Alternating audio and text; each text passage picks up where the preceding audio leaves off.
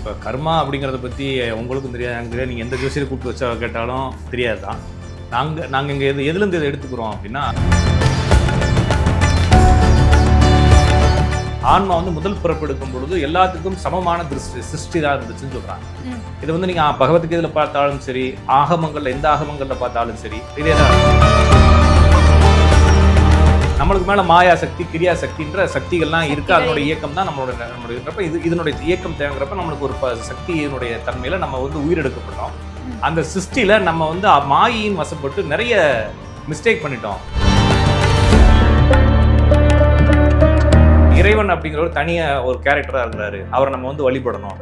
வழிபட்டால் நம்மளுக்குள்ள அவர் வந்து அப்படி புஷ்ஷுன்னு இறங்கிடுவார், உள்ள லைட்லாம் அடிப்பார் அப்படின்னு நினைக்கிறாங்க. என்ன சொல்கிறாங்கன்னா,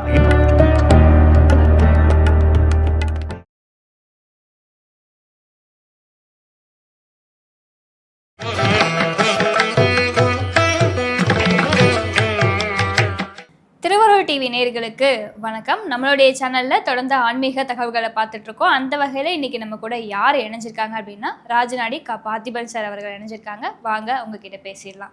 வணக்கம். வணக்கம்ங்க. நேயர்கள் அனைவருக்கும் வணக்கம். எப்படி இருக்கீங்க? ரொம்ப நாள் ஆயிடுச்சு. ஸோ நேயர்களுக்கு வந்து ஒரே ஒரு கேள்வி கேட்கணும் அப்படின்ற விருப்பம் இருக்கிறது. என்னன்னா, நம்மளுடைய தாத்தா பாட்டிலாம் சொல்லுவாங்க, முன் ஜென்மத்தில் நம்ம பண்ண ஒரு விஷயம் நம்மளை தொடர்ந்துக்கிட்டே இருக்கும் அப்படின்னு சொல்லிட்டு. முன் ஜென்மத்தில் யாராவது நம்மளை மாதிரி ஒரு கேரக்டரில் இருந்தாங்க அப்படின்னா நம்மளோட கேரக்டரும் அதே மாதிரி தான் இருக்கும் அப்படின்னு ஒரு விஷயம் சொல்கிறாங்க. யாரு மாதிரியுமே இல்லை, அப்பா மாதிரியும் இல்லை, அம்மா மாதிரியும் இல்லை, தாத்தா பாட்டி மாதிரி நீ கிடையவே கிடையாது, யாரு மாதிரியுமே தெரியல அப்படின்னு சொல்லுவாங்க. கர்மா அப்படின்றது, இந்த முன்ஜென்மம் அப்படின்றது தொடர்ந்துகிட்டே வருமா சார் நம்மளுடைய வாழ்க்கையில்? இப்போ கர்மா அப்படிங்கிறத பற்றி உங்களுக்கும் தெரியாது, எனக்கு தெரியாது. நீங்கள் எந்த ஜோசியரை கூப்பிட்டு வச்சா கேட்டாலும் தெரியாது தான்.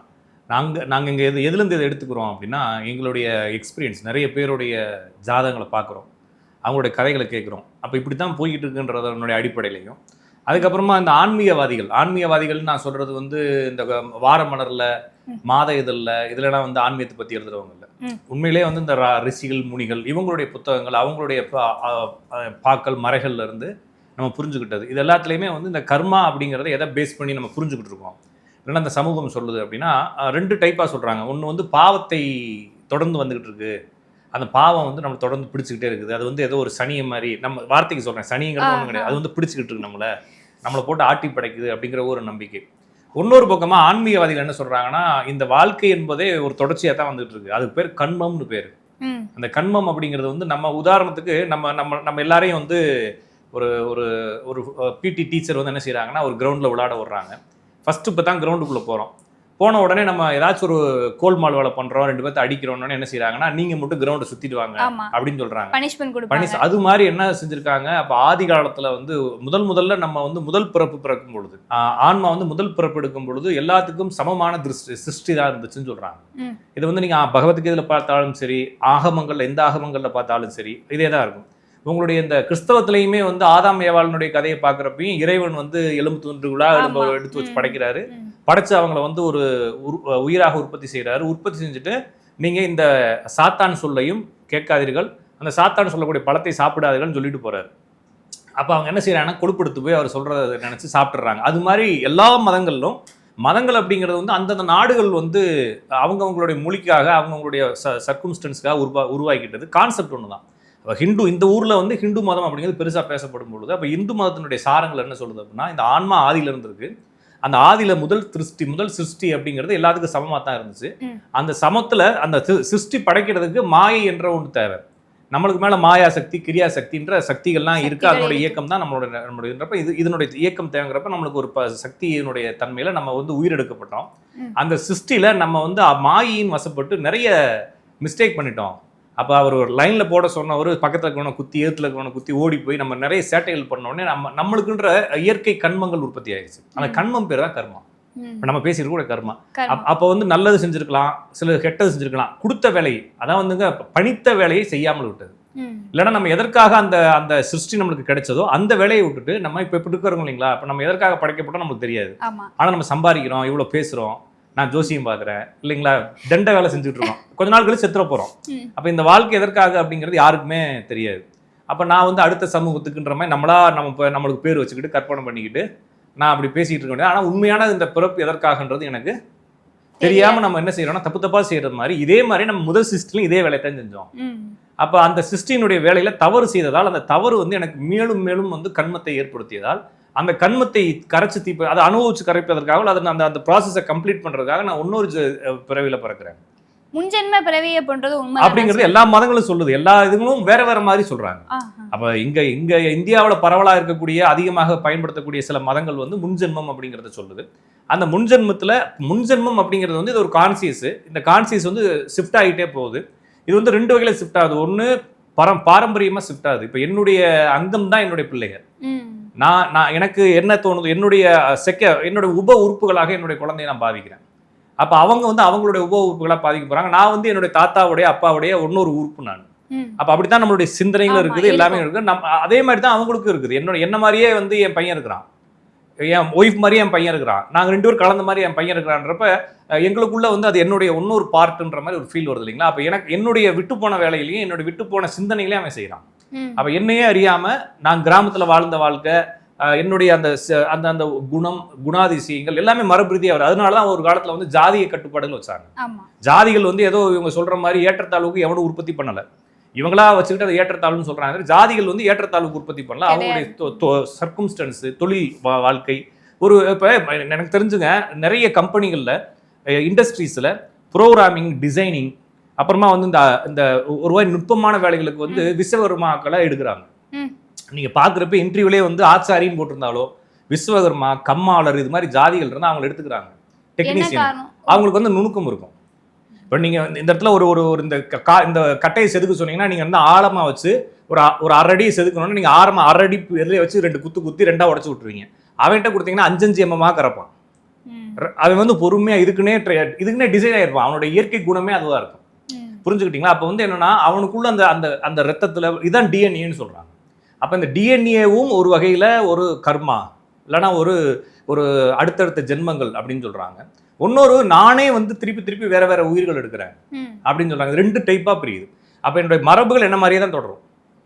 நான் வேற ஒருத்தவங்களுடைய மரபுல இருந்து வந்திருக்கேன். அது மாதிரியே தான் நான் தொடர்ந்து வந்திருக்கேன். என்னோட தாத்தா மாதிரி அப்ப நான் பேசும்பொழுது என்னையே அறியாம எங்க தாத்தாவுடைய அப்பா எங்க தாத்தா இருக்கிறப்ப செத்துட்டாரு, பிறக்கிறப்ப செத்துட்டாரு அவரு.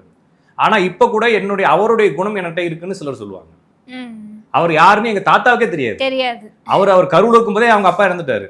அதுக்கப்புறம் அவங்களுடைய அதுவும் பெண்வழி எங்க அம்மாவுடைய அப்பா அவரு, அவங்களுடைய அப்பாவுடைய குணம் வந்து எனக்கு கொஞ்சம் இருக்கும் அப்படின்வாங்க. அதே மாதிரி இந்த பக்கம் அப்ப என்னன்னா கொஞ்சம் அப்ப என்ன மிக்ஸ் ஆகிருக்குன்னா அந்த டிஎன்ஏக்குள்ள அந்த மிக்சிங் இருக்கு. நீங்க அறிவியல் பூர்வமாவும் எடுத்து வச்சு பண்ணா டிஎன்ஏ இருக்குல்ல. அப்ப இது வந்து என்னன்னா அப்ப ஜாதி ரீதியாக, குல ரீதியாக, வாழ்வியல் ரீதியாக பிரிச்சதெல்லாமே வந்து இந்த ஜெனட்டிக் புரிஞ்சுக்கணுன்றதுக்காக தான். அவங்க இது ஏதோ ப்ராசஸ்க்காக நம்ம படைக்கப்பட்டிருக்கோம் அப்படிங்கிறப்ப அதனுடைய தொடர்ச்சி தான். அப்ப இது உங்களை மாதிரி இருக்காங்க, அவங்கள மாதிரி இருக்காங்கன்னு சொல்லலாம். சிலர் வந்து இப்ப நான் சில நேரங்களில் பார்த்துருக்கிறேன், ஒரு பையனுக்கு ஒரு காது கேட்காத ஒரு பிரச்சனை. அப்ப நான் கேட்கிறேன், இந்த பையனுடைய குடும்பத்துல யாருக்காச்சும் காது கேட்காதான்னு கேட்கிறேன். அவங்க என்ன சொல்றாங்கன்னா, நான் அவங்க என்கிட்ட ஜாதகம் பார்க்க வந்தது அந்த பையனுடைய அம்மாவுடைய அக்கா புருஷன், ஏன் ஒய்ஃபு காது கேட்காது சார் அப்படிங்கிறாரு. அப்ப என்னன்னா அவங்க பையனுடைய அம்மாவுக்கு காது கேட்கும், பையனுடைய பெரியம்மாவுக்கு காது கேட்காது. அப்ப அம்மாட்ட இருந்து தான் வரணும்ன்ற அவசியம் இல்லை. புரிஞ்சுக்கலாம்? அப்ப வந்து என்னன்னா ஒரு பஞ்சில்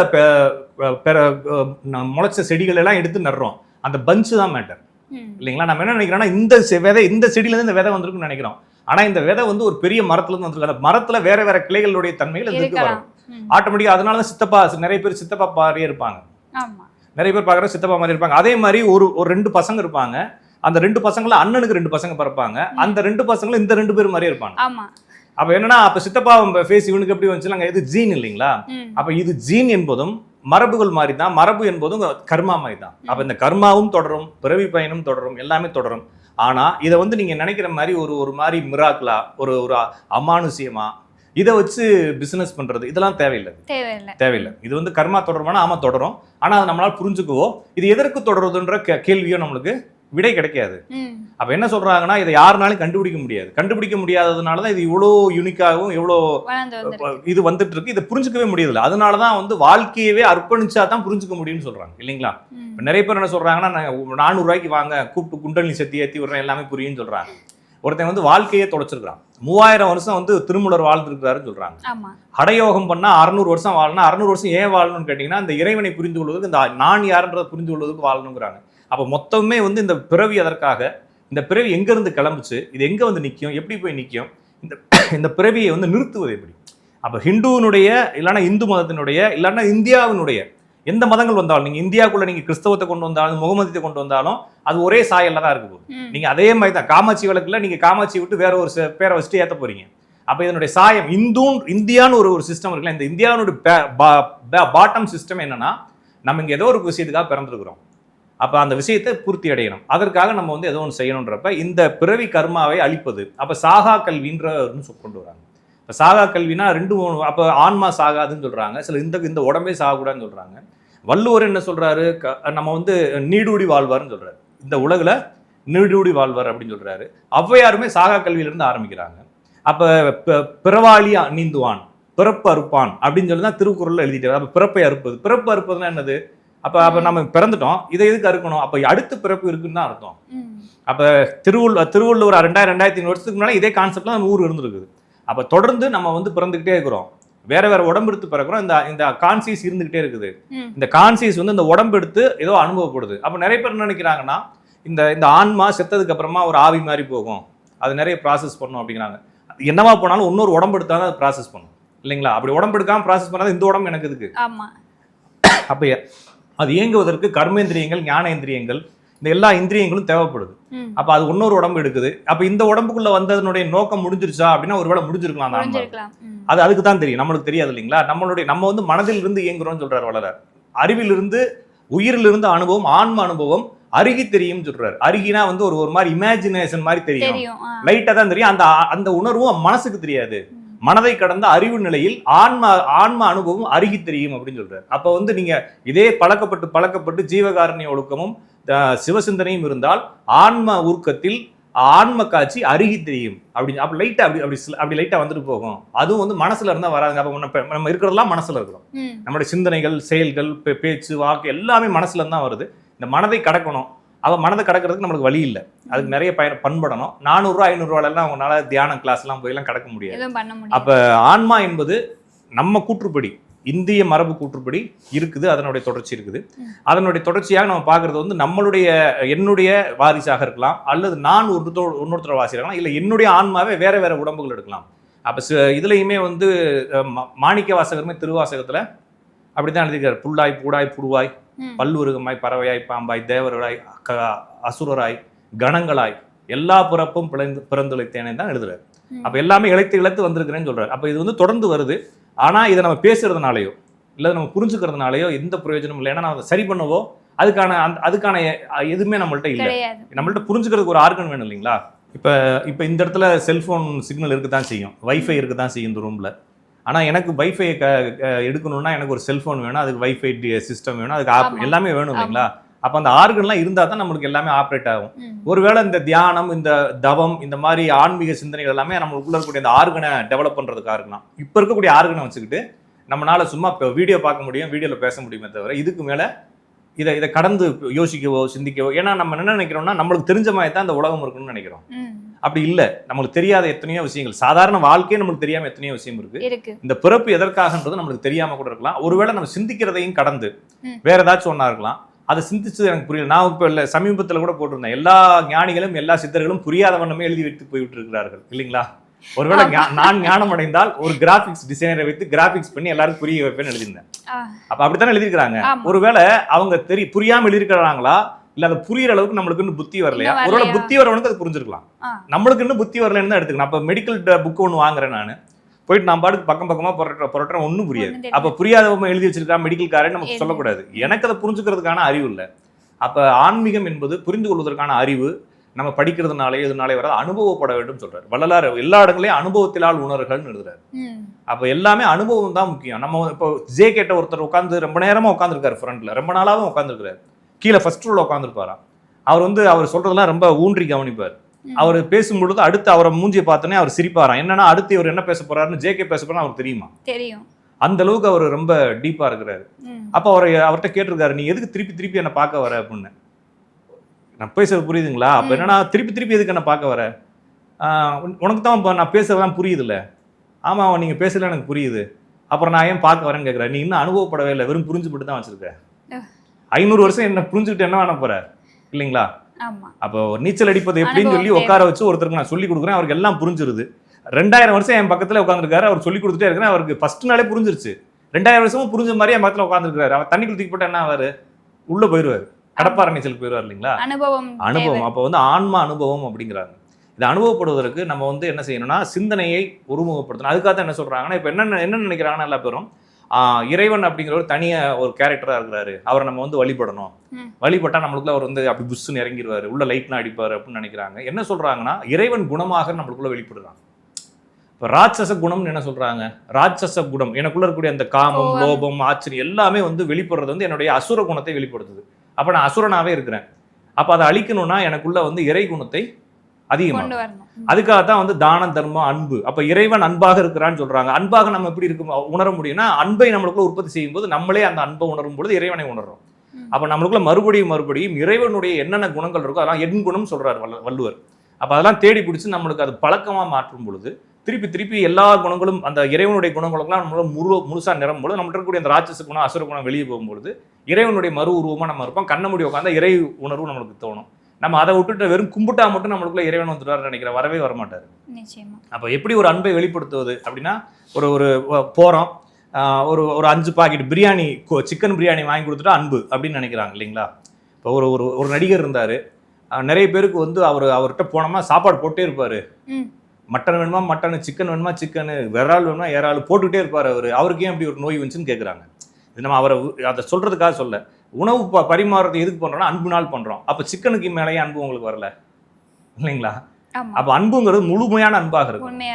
அப்ப அன்புங்கிறது வந்து ஏதோ ஒரு ஃபார்மாலிட்டி அன்பா இல்லாம முழுமையான அன்பு. அப்ப இன்னொருத்தன் கஷ்டப்படுறான்னு சொல்லி நம்ம சாப்பாடு போடுறோம், அதுல ஒரு உயிரையே காலி பண்ணியில சாப்பாடு போடுறோம். அதுக்கு நீ அந்த சாப்பாடை போடாம தான் ஒரு உயிராச்சு என்ன இருக்குங்க? இவன் எங்கேயாச்சும் போய் பழைய சோறு தின்ட்டு போயிருப்பான், ஆனா அந்த உயிரை ஒன்னால கெட்டு போச்சுல்ல. அப்ப உங்களுடைய அன்பு முழுமையான அன்பாகும், ஒரு மாதிரி அப்பள கட்டுற அன்புன்னு சொல்றாங்க, அந்த மாதிரி இருந்துச்சுன்னா உங்களுக்கு அந்த இறை குணம் வரும். இல்லாட்டினா வந்து பெருமை தான் வரும். சோறு போட்டோன்ற பெருமையை வச்சுக்கிட்டு அன்னதானம் போட்டோன்னு வாங்க அப்படிலாம், அதெல்லாம் வந்து பெருமைக்கெல்லாம் போட்டு யூஸ் இல்லை. உங்களுக்கு உணர்வுக்காக தான் போறோம், அந்த ஃபீல், அந்த அனுபவம் வரணும். அப்ப என்ன சொல்றாங்க, பசியில இருப்பவனுக்கு சாப்பாடை போட்டு அவனுடைய கண்கள்ல வரக்கூடிய ஒளியை பார்க்கும்போது நம்மளுக்கு அந்த ஆன்ம அனுபவம் வரும். அதே மாதிரி இப்போ வந்து அம்மா வந்து நிறைய வார்த்தைகள் சொல்லுவாங்க. என்ன சொல்லுவாங்கன்னா, நான் என்ன பாவம் பண்ணேன்னு தெரியல, எனக்கு வந்து இப்படி வந்து வாச்சிருக்கு பாரு, ஐயோ அப்படின்ற மாதிரி திட்டுவாங்க ஒரு பக்கம். இன்னொரு பக்கம் பார்த்தீங்க அப்படின்னா, அவங்க ஏதாவது ஒரு விஷயம் செஞ்சிருந்தாங்க அப்படின்னா அந்த பாவம் நம்மளை துரத்துன்னு சொல்லுவாங்க. நம்மளே ஏதாவது ஒரு விஷயம் சொல்றோம் அப்படின்னா, நம்மளே ஏதாவது ஒரு விஷயம் செய்யறோம்னா அந்த பாவம் யாரை துரத்தும்? அம்மா செய்த பாவங்கள் தான் நம்மளை துரத்துதா அப்படின்றது ஒரு கேள்விக்குறியா தானே? இல்லைங்க, நான் சொல்றது ஆரம்பத்தை சொன்னீங்களா, நம்ம வந்து ஒரு மரபு ரீதியாக தான் வரோம் இல்லைங்களா? அப்போ ஆன்மா என்ன செய்யுதுன்னு சொல்றாங்கன்னா, இப்போ நான் வந்து இந்த வாழ்க்கையை வாழணுன்றது என்னோட ஆன்மாவுக்கு தெரியும், எனக்கு தெரியாது, இந்த உடம்புக்கு தெரியாது. உள்ள இருக்கக்கூடிய ஆன்மாவுக்கு என்ன தெரிஞ்சிருக்கலாம், அதுக்கு எப்படி தெரியும், அதுக்குள்ள மூளை இருக்கான்றதுலாம் நமக்கு தெரியல, அதுக்கு அந்த கான்சியஸ் இருக்கு. அப்போ அது என்ன செய்யுதுன்னா, இயற்கையில் இருக்கக்கூடிய இந்த சக்திகளினுடைய தொடர்பு பெற்று அதனுடைய சக்தியோட வச்சுக்கிட்டு என்ன செய்யுதுன்னா, இந்த உடம்புக்குள்ள பூந்தா தான் இந்த ஆன்மாவுடைய அந்த கர்ம பயனை நிறைவேற்ற முடியும்னு சொல்லி அதுக்கு தெரியும். அதுக்காக அவங்க அம்மா அப்பாவுக்கு சில உணர்வுகளை ஏற்படுத்தி 2 பேரையும் ஒன்று சேர வச்சு அந்த இடத்துல ஒரு கருவா மாதிரி இது உள்ள வந்துட்டு என்ன செய்யுதுன்னா, அந்த உடம்பை எடுத்து தன்னுடைய கர்ம வினைகளை பூரா அனுபவிக்குது. அப்ப இந்த குடும்பத்துல நான் பிறந்து இந்த கர்மத்தை அனுபவிக்கணும்னா, இந்த உடம்பு அனுபவிக்கணும்னா இதே பாவங்களை எங்க அம்மா அப்பா செஞ்சிருக்கணுமா இல்லையா? அப்படின்னா தானே இந்த உடம்புக்கு அந்த பாவம் வரும் இல்லைங்களா? எங்க அம்மா அப்பா ரொம்ப நல்லவங்களா இருக்கிறாங்க, எல்லா புண்ணியத்தையும் பண்ணி வச்சுக்கிறாங்க, அப்படிங்கிறப்ப இந்த உடம்புக்குள்ள வந்திருக்கக்கூடிய ஆன்மா வந்து பாவத்தை அனுபவிக்கணும்னா எப்படி இந்த உடம்புக்குள்ள வர முடியாதனால முடியாது. அப்ப அவங்க அந்த பாவத்தை செஞ்சாதான் நாங்க வர முடியுன்றதுனால இயற்கையா அந்த பாவத்தை அவங்க செய்ய வைக்கணும். ஏன்னா அவங்க அதுக்காக தான் வந்திருக்கிறாங்க. அப்ப நான் இதுக்காக தான் வந்திருக்கேன்றப்ப அப்ப என்னன்னா, என்ன பாவம் செஞ்சேன்னா ஒன்ன பிள்ளையா பத்திருக்கிறேன்றது வந்து என்னன்னா, அப்ப இதோட தொடர்ச்சி, நீங்க பாவம் பண்ணதுனாலதான் இப்படி ஒரு பிள்ளை பத்திருக்கீங்க, இப்படி பிள்ளை பத்ததுனாலதான் அவனுடைய வாழ்க்கையும் சேர்த்து நம்மளுடைய வேதனையை அனுபவிக்கணும்ன்றது இது வந்து சைக்கிள் தான், இதை மாத்தவே முடியாது, முடியவே முடியாது. நான் சொல்றது என்ன தலைவரானாலும் சரிங்க. அதுக்காக என்ன சொன்னாங்கன்னா, ஒரு சாமியார்கிட்ட போயிட்டு நான் ரொம்ப பாவம் பண்ணிட்டேன், என்னுடைய பாவத்தெல்லாம் தீக்கணும், என்னோட வாழ்க்கையவே பிரகாசமாகணுன்றப்ப என்ன பண்றாருன்னா, இப்போ எங்க போறேன்னே நான் வந்து ஒரு பெரிய யாத்திரைக்கு போறேன், நீலகண்ட யாத்திரைக்கு போறேன். எங்க கன்னியாகுமரியிலேருந்து ஆரம்பிச்சு மானசரோவர் ஏரி வரைக்கும் எல்லா திவ்ய திருப்பதியிலையும் தரிசிச்சுட்டு வர போறேன், எல்லா நதிகளையும் நீராட போறேன். அப்படிங்கிறப்ப கையை மூடிக்கிட்டு ஒரு பைக்குள்ள போட்டு உன்னை கட்டி இடுப்புல கட்டிக்க, அருணாக்கீரை கட்டிக்க. அருணாக்கீரை எந்த காரணத்தை கொண்டும் கழட்டிடக்கூடாது, நீ எங்கெங்க குளிக்கிறியோ அங்கெல்லாம் இந்த பையும் முங்கிட்டு வரணும். அப்படின்னோடனே இந்த ஆளும் வந்து சரி சாமி நம்மள்ட்ட ஏதாவது கொடுத்துட்டான் அப்படின்னு சொல்லிட்டு இந்த ஆளும் போகிறப்ப அதை அப்படி கழட்டவே இல்லை. அங்கே போயிட்டு வர வரைக்கும் கழட்ட எல்லாம் முடிச்சுட்டு ஒரு 6-7 மாதம் கழிச்சு இந்த ஆளை வந்து பார்க்குறாரு. உடனே பையை கழட்டி கொடுத்தோன்னே உள்ளேருந்து ஒரு சின்ன காய் மாதிரி எடுத்து கொடுக்குறாரு. அது ஒரு மாதிரி காஞ்செல்லாம் போயிடுச்சு. அதை எடுத்து வாயில் வச்சு கடின்னு சொல்கிறாரு. கடிச்சோடனே கசப்பு, ஒரே கசப்பு. என்ன சாமி இவ்வளோ கசக்குது அப்படின்னே பாவக்காய். பையில வச்சிருந்தேன். அப்ப பாவக்காயை எத்தனை நதிகள்ல போய் முக்குனால என்ன ஆகும்? அதோட கசப்பு போகாது. அது மாதிரி தான் வாழ்க்கையில கூடிய கர்மா. நான் சொல்றதுங்க அவர் இது ஒரு மாரல் ஸ்டோரி தானே.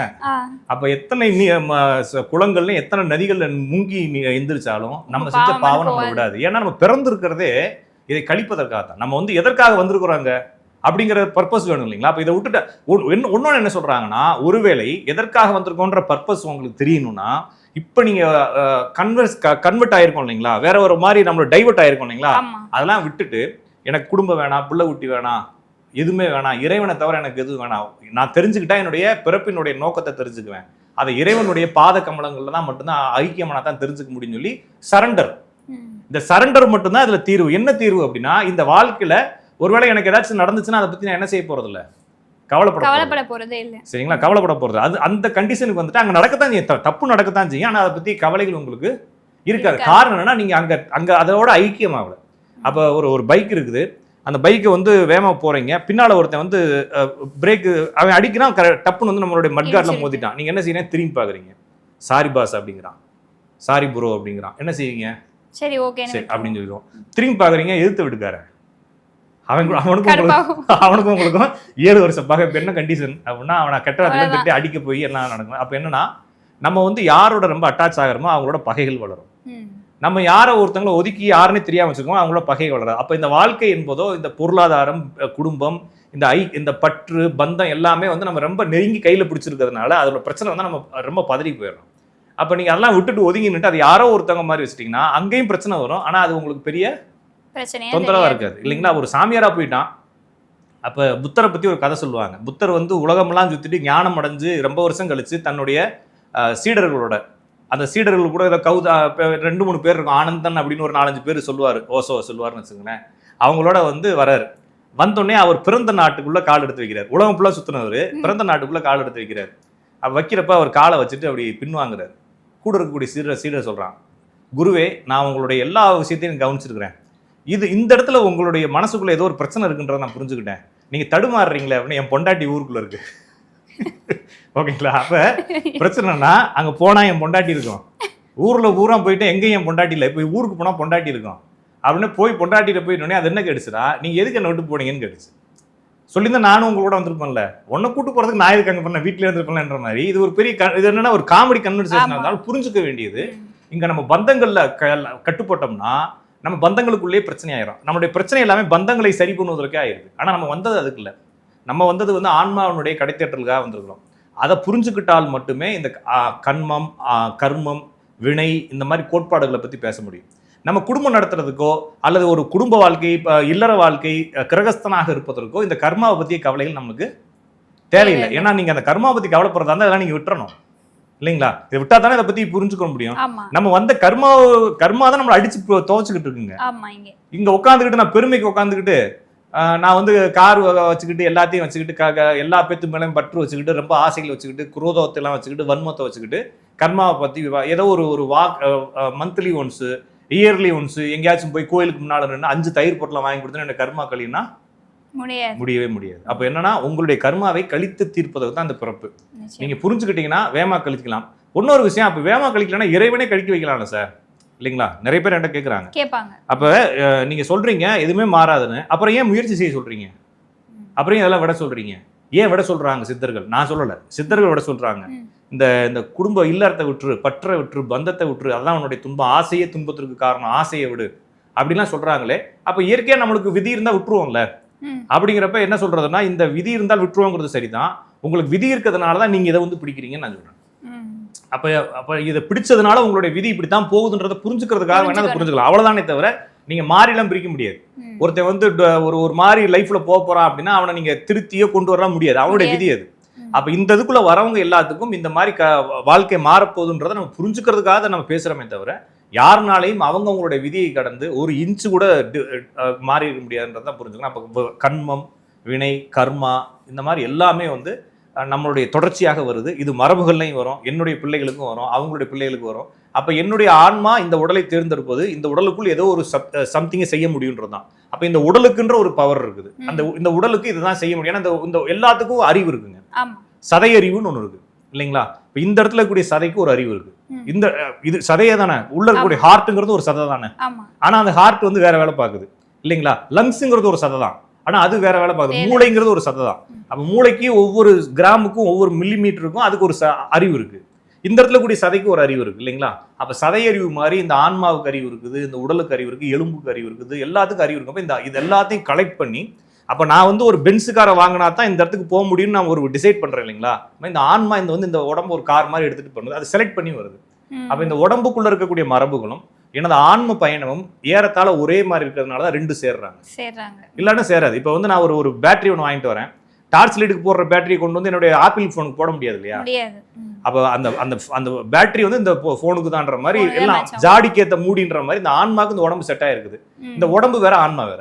ஆனா ரெண்டும் ஒரே ப்ராசஸ் பண்றதுக்கான தகுதி உடையது.